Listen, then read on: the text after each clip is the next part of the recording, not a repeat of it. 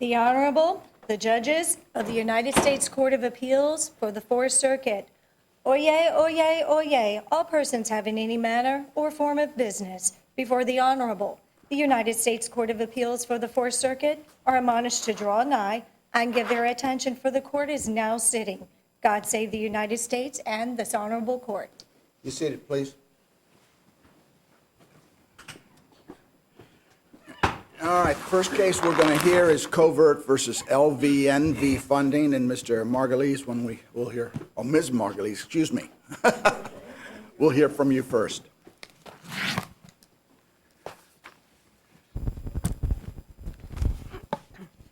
May it please the court, Laura Margulies, and I'll introduce my co-counsel, Daniel Bukovac. He may address the court in case there's any issues. The district court in this case made two fundamental reversible errors that are enriching the defendants at the expense of legitimate creditors and debtors. The district court erroneously held that the proof of claims filed by LVNV and its affiliates were not attempts to collect a debt under the federal and state fair debt collection laws, when in fact they constituted the first step towards collecting a debt from the debtor's wages through their Chapter 13 plans. The district court also erred when it found that at the time the bankruptcy court confirmed the debtor's plans, it also confirmed all the unsecured claims that were filed in their cases, when in fact the bankruptcy court confirmation of their plans were not final judgments as to the allowance of LVNV's unsecured claims, and therefore the doctrine of res judicata does not apply. As stated by the 11th Circuit in the recent case of Crawford versus LVNV, a case cited in our Rule 28J letter, the filing of a proof of claim is the first step in collecting a debt. To determine what the term collect a debt means, we can look to the dictionary definition. As we cited in our brief and also in the Crawford decision, it means to claim a debt as due and receive payment by means of personal solicitation or legal proceedings. All right, let's assume you're right about that. Why isn't there proof of claim that was allowed and basically finalized in the court's approval of the Chapter 13 plan? Well, Your Honor. Why isn't that an adjudication of the proof of claim? Your Honor, first of all, that was not a final ruling. Why Under not? The approval of a plan? No. Under 502J of the Bankruptcy Code, and it's cited in the Fourth Circuit's opinion. You mean you can't appeal the approval of a Chapter 13, an order approving a Chapter 13 plan? No, Your Honor, you can, but the order approving the plan does not prevent a debtor from filing an objection to a claim. Every final judgment can be open for some reason, forever. So there's no total finality. The question we have to adjudicate is whether there was a final judgment such that it could have been appealed and adjudicated the matter. And I think the order entering a Chapter 13 plan can be appealed, can't it? It can be appealed, Your Honor, but also there is no claim preclusion for unsecured claims in the plaintiff's plans. Why? A claim can always be reconsidered under 502J. It can happen during the before confirmation, after confirmation. You're basically saying the order approving a plan is not a final judgment. That's what you're arguing. It's not a final judgment with respect to the claims filed in the case. Well, you know, that's true in a regular court case.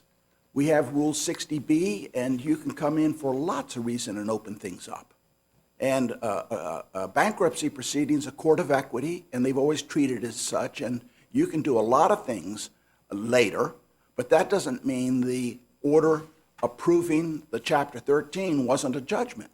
Your Honor, the Bankruptcy Code specifically anticipated that objections to claims would be filed or could be filed after confirmation. In fact, in Maryland, we have the confirmation. Forget the fact they can do that. Just give me the case law that says the order approving the Chapter 13 plan is not a final judgment. You have a case that says that? Your Honor, the cases that were cited by the district court all involve Chapter 11 cases and My involve, question is, do you have any case that says a chapter order approving a Chapter 13 plan is not a final judgment? no, Your Honor. We have, though, cases where claims have been objected to after confirmation. Why don't you give that one up? Because that doesn't make a judgment not final. I mean, the fact that you can change a judgment or you can open up a judgment doesn't make it not final. I understand, Your Honor, but the plan is silent as to the amount and the validity of unsecured claims. Of course it's not. In this case, a claim was filed. The bankruptcy rules say you have to object. If you don't object, it's presumed allowed. The plan is filed. The plan said we're going to pay the allowed unsecured creditors pro rata. The court signs an order and says that's fine, I agree. And in this case, the people started paying on it. That's correct, Your Honor. And then it came to light that the defendants had no right to actually file these claims. Under the Finch and Hilco decisions, they were not, they had no right to file claims. They own the debt, didn't they? They owned the debt, but they had no license to collect debts in Maryland. No, we're in bankruptcy court. I understand, Your Honor. Tell me why they couldn't file a claim for a debt. And If they didn't, they would be precluded, right? they are precluded, and they should never have filed these claims to begin with.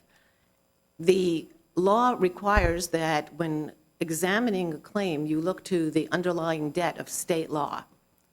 And the state law in this case prevented LVNV from filing any claims anywhere in the state of Maryland. Could the debtor have filed objected to the proof of claim because he would say, that creditor is not allowed to collect any money from me? Exactly, Your Honor. He could have done that. He could have, and that's the... But he didn't do that. Well, Your Honor, this is part of the Fair Debt Collection Practices Act. No. Just for my edification, did he file such an objection? The objection was filed as part of this complaint, Your Honor. No, in bankruptcy proceeding. In bankruptcy proceeding, we... Before there was a final judgment in that case, or the judgment that Judge Nehemiah was talking about, or whatever you would like to call it, did the debtor raise that objection in front of the bankruptcy court and say that creditor should not take part in this because that creditor has no valid debt, does not have the authority to do it? Was anything like that raised? It was not raised, Your Honor, because at the time, these are debtors that are under the standard of the least sophisticated consumer. And it would have taken a lot of research and to look under the Maryland statutes to see if they're licensed and find out if they're licensed and so on. The Finch case doesn't invalidate the debt. The Finch case invalidated a judgment, which was an action taken by a debt collector who wasn't licensed under state law. And so the court said that's void because he wasn't licensed to pursue it. That's correct, Your Honor. But if a debt collector simply bought 10,000 debts in a transaction in New York City and took no action with respect to them, the debt isn't invalidated. And the Maryland Court of Special Appeals never invalidated the debt. It invalidated the judgment. Exactly, Your Honor. Okay, well, this was not a judgment. Well, Your Honor, these were claims that were filed, and the reason why they were filed under Maryland, in the Maryland Bankruptcy Court is because No, they it's a federal bought bankruptcy debts. court. It's a federal In the Federal Bankruptcy Court because they bought debts from Maryland residents. And they had no right to file a claim, a proof of claim on the claim itself. Under the title, the creditor is owed the money. In this case, the debtors never owed the money to LVNV or its That's my affiliates. point. They did owe the money.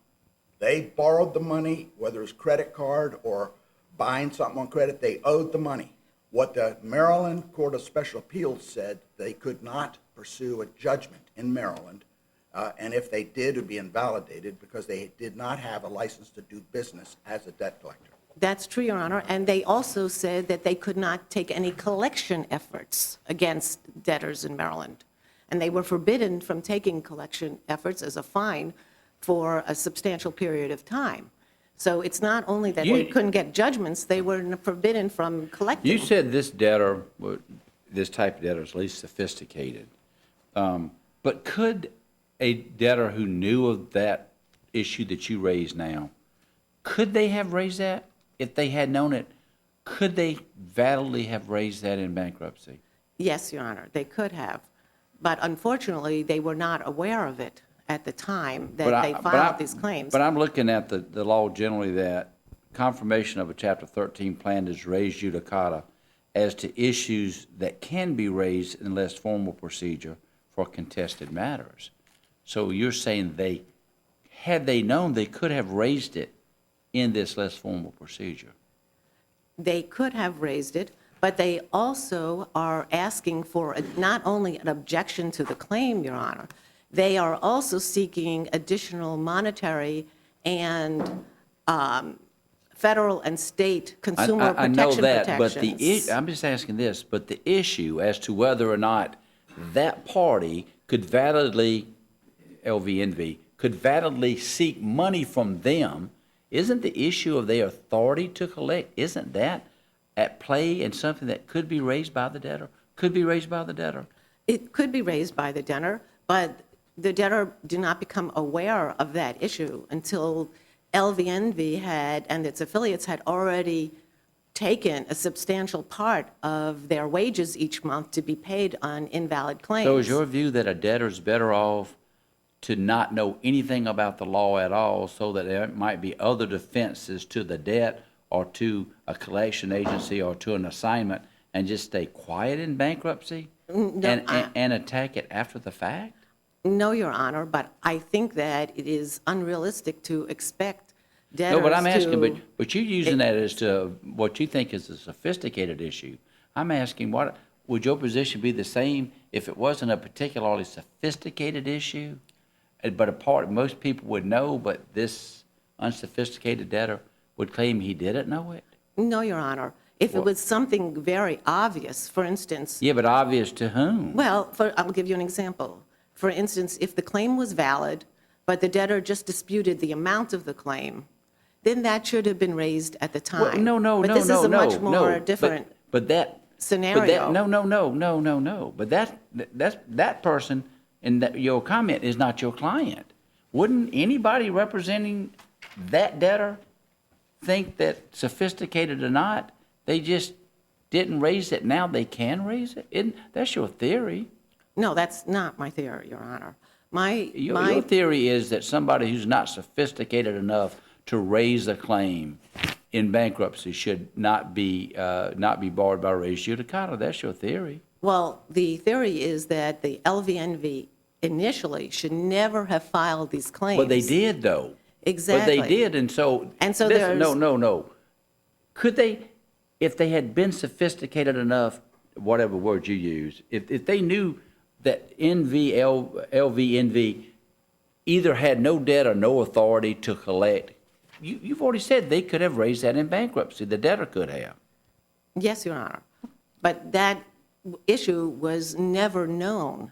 And LVNV knew at the time that it filed all these claims that it had no right to collect. In fact, they were filing claims both in the state court and the bankruptcy court for years before it became known that they did not have a license to do so. Well, I just don't understand why all that could not have been raised and discussed at bankruptcy. It's got to be that a debtor can stand up and go, Your Honor, John Smith filed a proof of claim. I don't even know who that is. He has me mixed up with David Jones on the Eastern Shore. That's not me. You can do that. You don't have to be sophisticated to stand up and go, who is that? What is that all about? I don't understand. I agree, Your Honor, but on the other hand, if you look at it, and after the confirmation, if the debtor discovers that the creditor filed a fraudulent claim, should they be barred from raising that at a subsequent hearing? Well, The creditor should not be Fraudulent claim is different, rewarded isn't it? and be able to collect money from debtors when they filed illegal claims. There should be consequences to filing those illegal claims. And the fact of the matter is that under the Finch and the Hill Code decisions, these actions to collect are misdemeanor crimes, besides being violations of the state and federal fair debt collection If actions. you're right about that, maybe they could be prosecuted. That's But true, I Your don't Honor. understand why a person owning a debt who's going to be stripped of that debt, unless he files a proof of claim, can't file the proof of claim. There may be consequences, and it may turn out that your defense would be all right. In other words, would knock out the debt. I would doubt it myself. I think the Maryland Court of Special Appeals addressed the circumstances where they went to judgment and said the judgment is null and void because they couldn't get the judgment. But that had nothing to do with the debt. And my question would be is whether, even if you raised it, whether you could vacate the debt because they weren't licensed. They may be subject to a misdemeanor penalty, and that's the only remedy the statute provides, incidentally, the state statute. Maybe you could get that prosecuted. They did later get qualified as a licensee. But not at the time. Of sorry, course Your not. Honor. No, you're right. And, No. I think my time is up, but I'm Yeah, but happy let me to just- address that. Before you sit down, just on the one issue, is it your position that because they were not aware of the defense, they're not precluded? It's not only that they were not aware of the defense, there was nobody in the state of Maryland at the time that these proof of claims were filed that realized either in state court or federal court that they did not have a license to. Well, what's the answer to the question? Yes, the answer is yes. Is that a principle of law you have some support for? For, Not, in other words, I've never understood the fact that you don't raise all the defenses of which you are aware. You could have found out, just like they did in this case. They found out, I guess, through you people or whoever. But I never understood the fact that they weren't fully aware of the law at the time. They are then excused from raising a defense. Your Honor, the issue is whether a debt collector can file initially a claim knowing that they don't have That's not my question. My a right to question collect. is a person who has an objection but just doesn't know about it, is that person excused because it is a sophisticated objection? Yes, Your Honor. And what's the, And then where's I the would case, tell you- where's the case for that? That is Under principles- under the Crawford decision that we Res cited. judicata? The principle of res judicata? It is included in that language is the least sophisticated No, debtor language. that's the enforcement of the Debt Collection Act. I'm talking about being precluded from raising defenses that you didn't raise or that you could have raised. Is there an excuse under that doctrine for not knowing the defense? I'm not aware at this time, Your Honor. Okay. Well, you have rebuttal, and we'll see you Thank you. again. Right. All right, Mr. Cannon.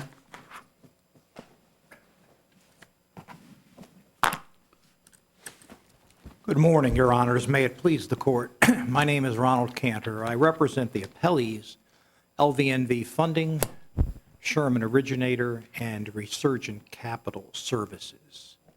I'm here to ask this Court to affirm the District Court's ruling dismissing the appellant's lawsuit under federal and state consumer protection statutes and also under the common law claim for unjust enrichment.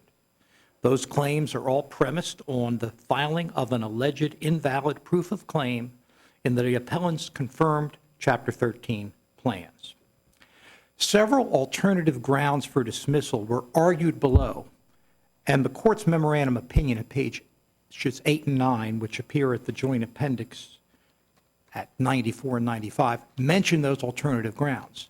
I bring that to the Court's attention because I will be suggesting that there are alternative grounds that would permit affirmance that were not necessarily relied upon by the District Court.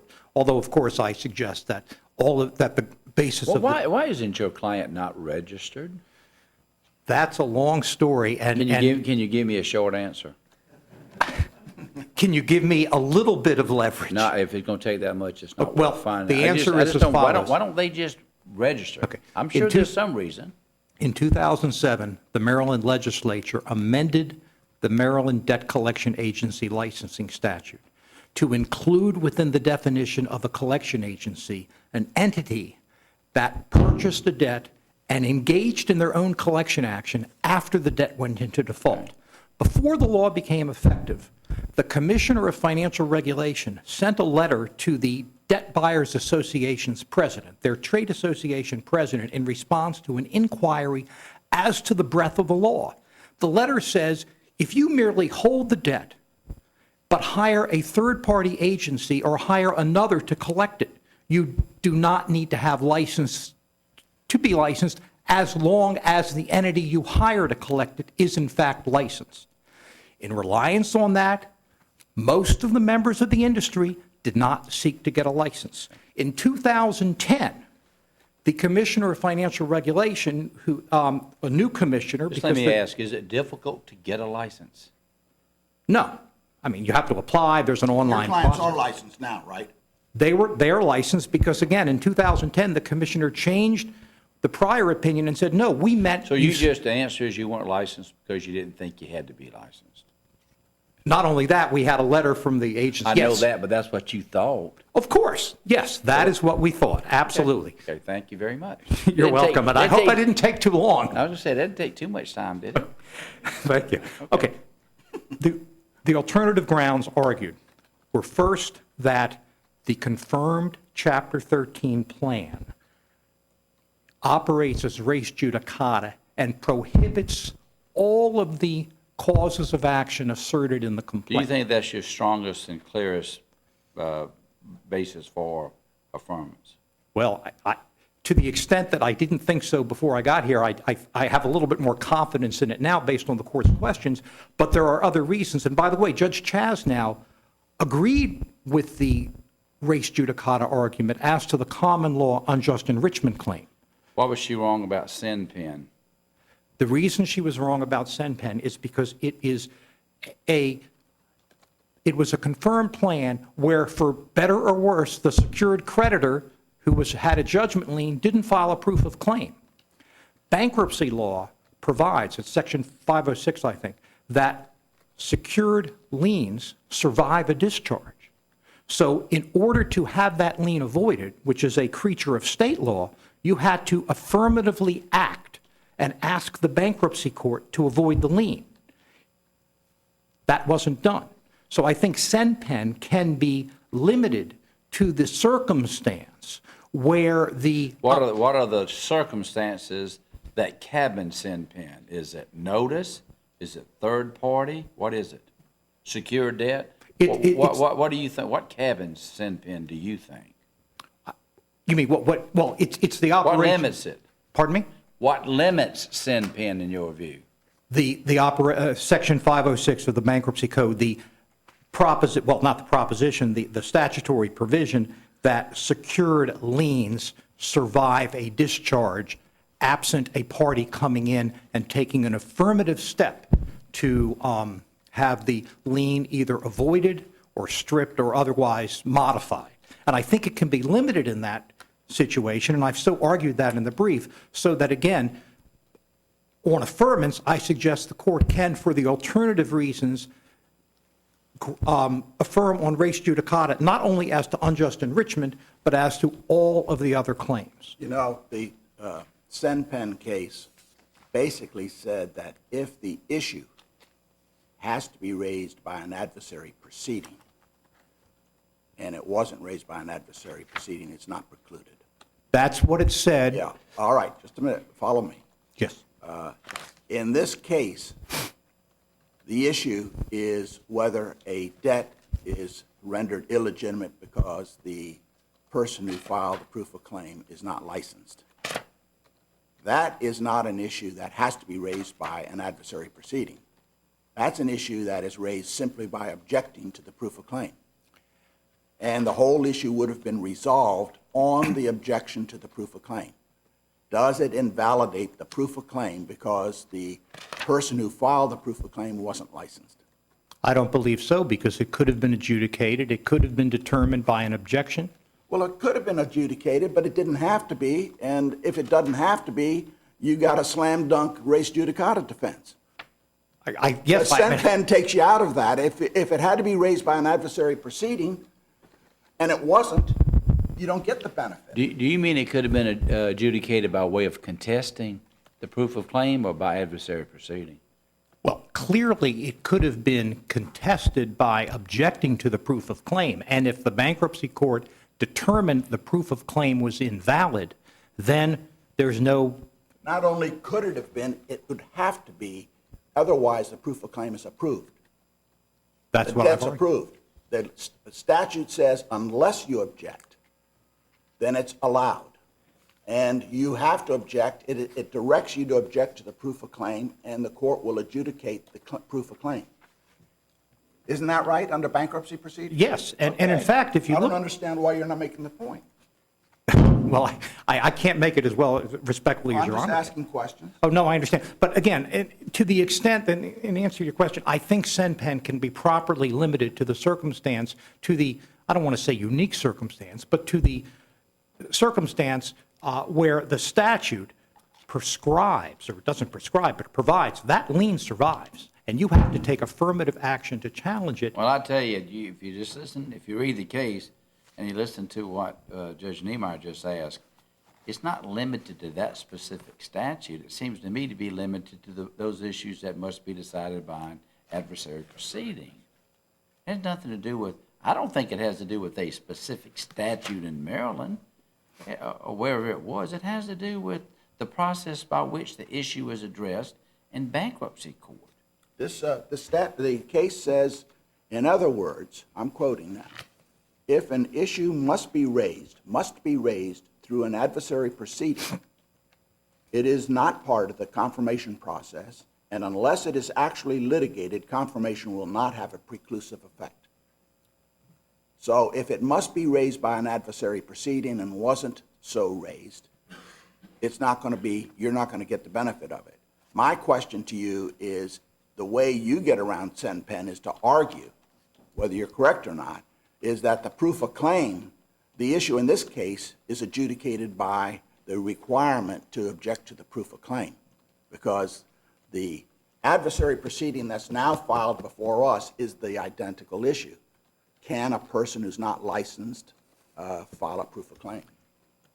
I think that's correct. The supposed invalidity of the proof of claim does not have to be raised in the adversary. It can simply be raised as an objection to the proof of It claim. probably need not be raised by adversary. What do you add to it? If they filed a declaratory judgment action, adversary proceeding in the bankruptcy case, we want to declare the debt illegal. Maybe they could have filed it, but why would they do that when they can simply object to the claim and the court would have reached the same issue? That's superfluous. A declaratory relief would be superfluous to simply objecting to the claim and having, and so based on Your Honor's comments, again, this. Well, these are, whether we buy into them or not, this is the test where you're going, and it's not altogether clear what position you're taking, but you were asked a question why Sen-Pen didn't apply.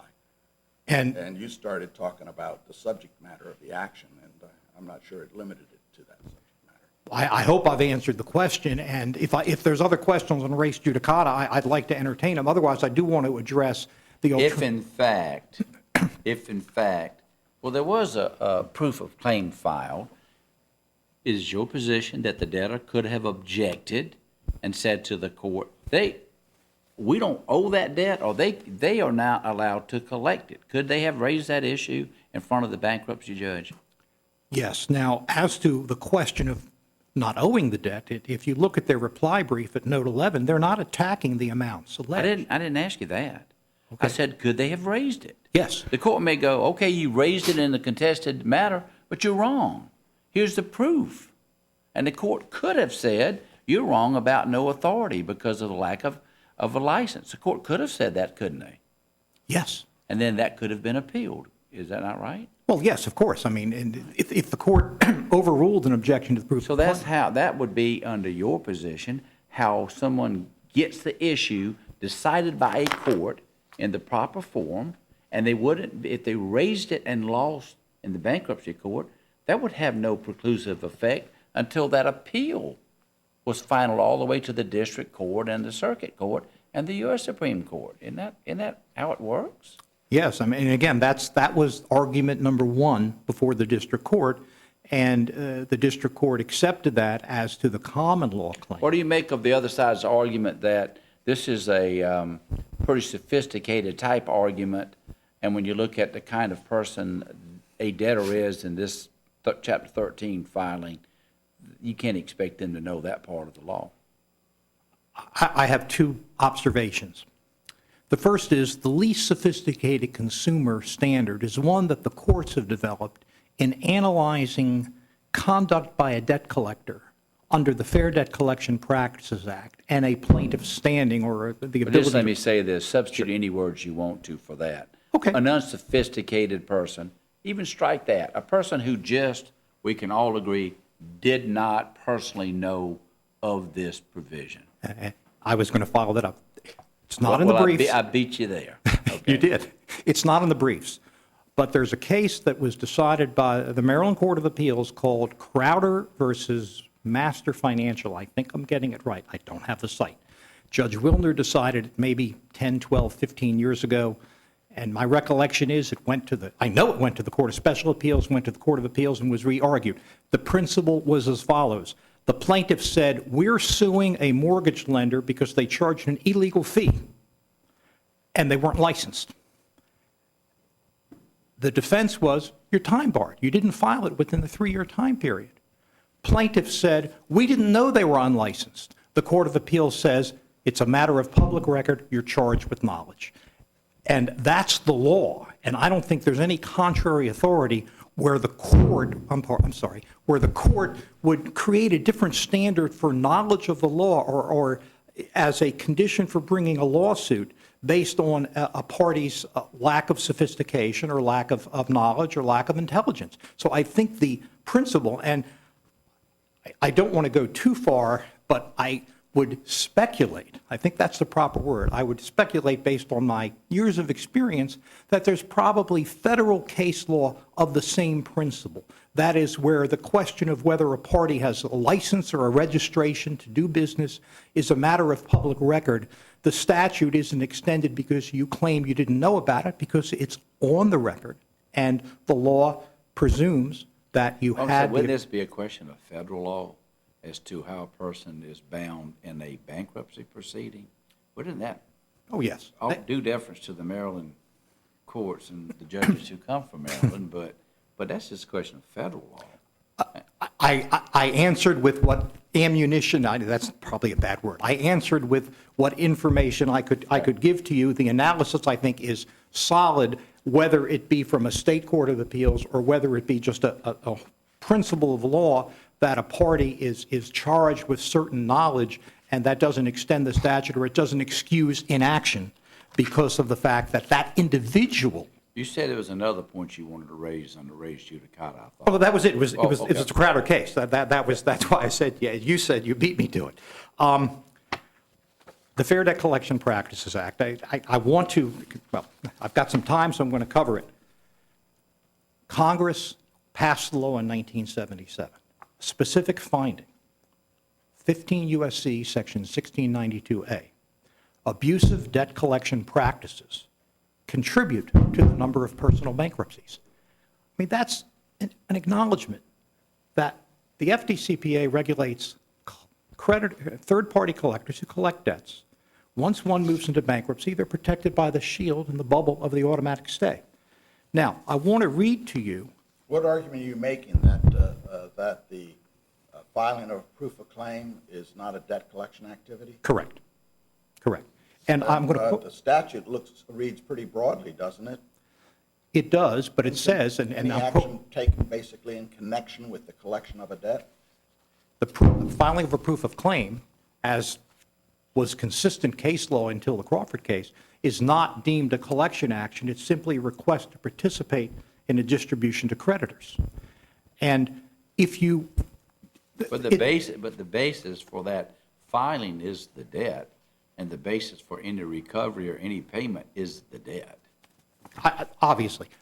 The Well, FDCPA if it's has, obviously, then it may be not so obviously that they're two separate things and one completely trumps the other. That's your argument, isn't it? Bankruptcy trumps the Collection Act.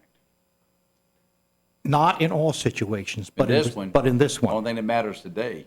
Well, the FDCPA, it's a comprehensive regulatory statute, and it's got three prongs. The first prong is mandatory disclosures.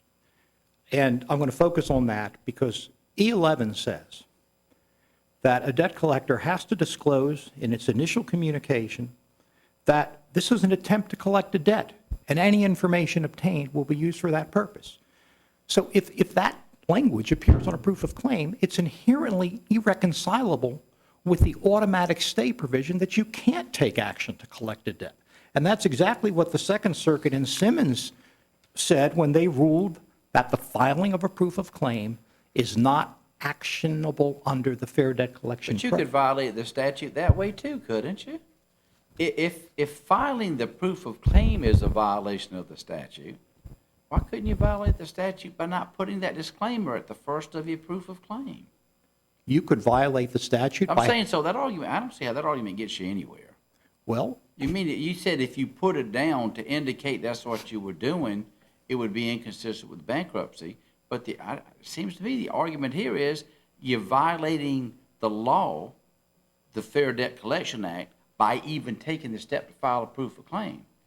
It's not a step too far to say if you're willing to do that, you certainly are willing to violate the law by not having the disclaimer. I don't think that proves anything, does it? it proves the inconsistency between applying the Fair Debt Collection Practices Act. Well, if a court were to say that filing proof of claim wasn't debt collection activity, then it follows that you'd have to file the disclaimer with your proof of claim, right? It would certainly, in that sense, be somewhat So the fact that you didn't do it doesn't prove a thing. We still have to look at the terms of the statute. You're going to apply the statute, and then that notice could certainly be deemed false, misleading, and confusing to the Bankruptcy debtor. court could adjudicate that. Well, Judge Keenan just joined in an opinion, I think, this week on the E11 issue. It was Ramsey. And the lawyer had put the E11 notice on a show cause for contempt for failure to appear at a post-judgment exam. And the court says, yeah, you have to put that on there, or at least it's permissible. So what I'm saying is that it's inherently, in my mind, and according to the Second Circuit in Simmons, and I'll close with this, the FDCPA is designed to protect defenseless debtors and give them remedies against abuse. That purpose is not implicated when a debtor is protected by bankruptcy proceedings and by discharge afterward. I suggest this court should follow Simmons. So your argument is that when the debt collector files a proof of claim, the debt collector subjects himself to a court of equity, which has a duty to look after not only the proof of claim filer, but also the debtor and the estate. My argument is that the remedy is with the bankruptcy court. You've obviously characterized in a different way, but we understand the bankruptcy Well, court I'm is a not court of suggesting equity. that's what I believe. I'm just saying, and that's your argument, isn't it? My argument is that they subject themselves to contempt or other sanctions under the bankruptcy court. I see my time has concluded. Okay, thank you. Thank you very much. Okay, Ms. Margulies.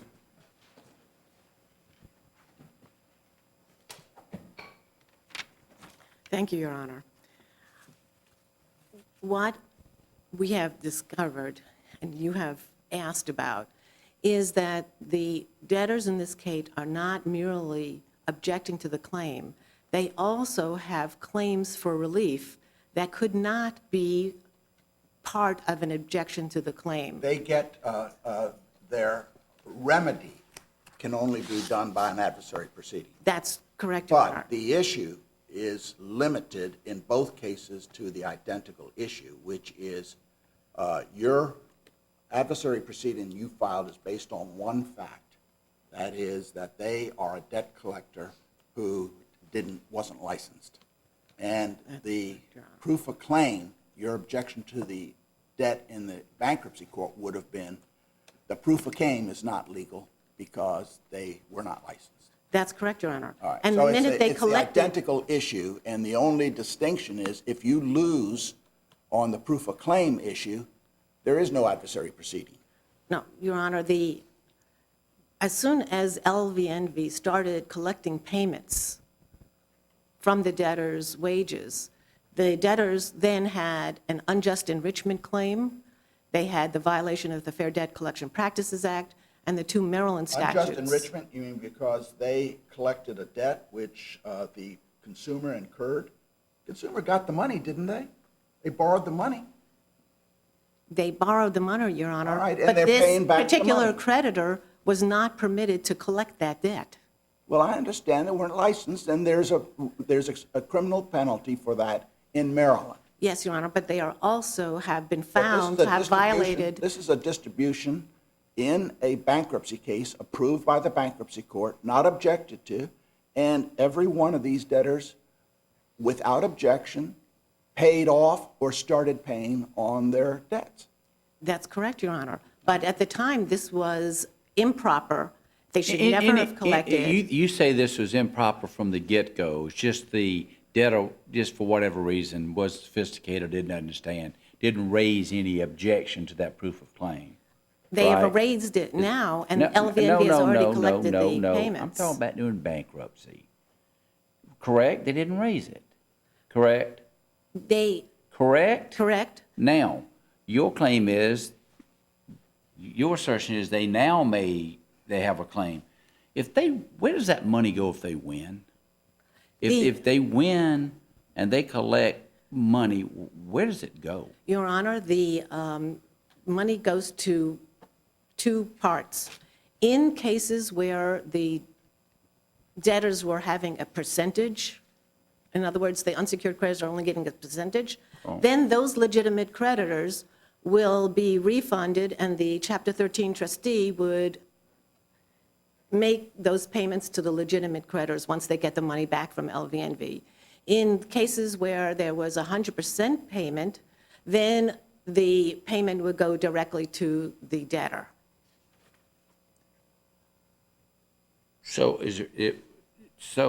and that's as to all fees that are recoverable, attorney's Except fees for- and everything? Except for under the federal and Maryland statute, there's a statutory fee of $1,000 for filing a claim that And where is does that found to money, be. where does that money go?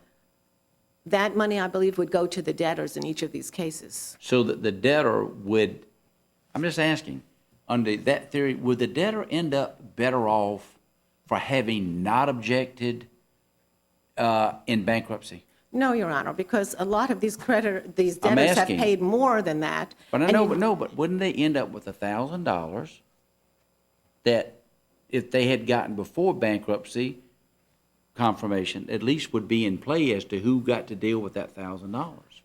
Your Honor, if they had filed these objections at the prior, they would still be entitled to that $1,000. And when they got that $1,000, would that money be That- part of the bankruptcy? That would be part of the bankruptcy estate, because any Wait, earnings... that creditors then could make a claim on. or That's get- right, and you would have legitimate creditors getting paid. I know that, but now afterwards, you told me that $1,000 would go to the debtor, Right, they would go to the debtor, but the debtor would then have to turn it over to the estate. Okay. So the debtor wouldn't net that $1,000 without claims. If they're in a pro rata case, then it would go back to the trustee for distribution to creditors. So, let me ask this question now. So what's the time limit on when a debtor in this situation could file a claim? Is there You mean statute- file a adversary Yeah, proceeding? like this action that you're bringing. Under 502J, until the last payment is paid. Long, long time. That's correct, Your Honor. Under the law, they can file it any time during the process. So your of the theory then claims. would leave that there's still payments being made, but at the very last second, this suit could be filed, there could be money collected, even then, to change what happened under bankruptcy, the plan. That's right, Your Honor. Okay. If it turns out that the claimant I had no understand. right to claim, I understand. yes, then they would have to refund the money. And these claims were raised in an adversary proceeding that could only be raised, these other 4 claims, in an adversary proceeding besides the objection to the claim. And the objection to the claim could be At any point, Your Honors. You went through a red light. I'm sorry. That's fine. Thank you very much. Thank you We'll come very down much. and greet counsel Thank and you. proceed on to the next.